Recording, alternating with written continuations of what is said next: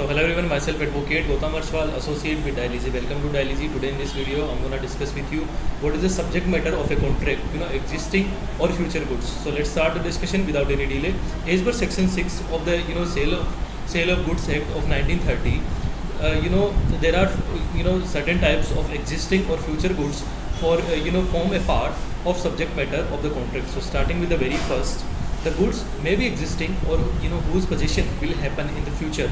The second thing is the goods whose acquisition is dependent on a contingency.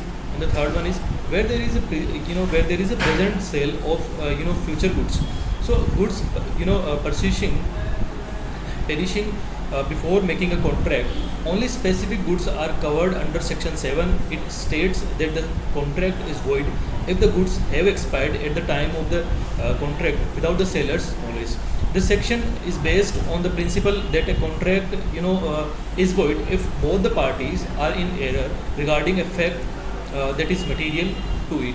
And the section further states that that the contract is void if the products have been sufficiently damaged that they no longer match the contract's description without the seller's knowledge. So that's all about our discussion.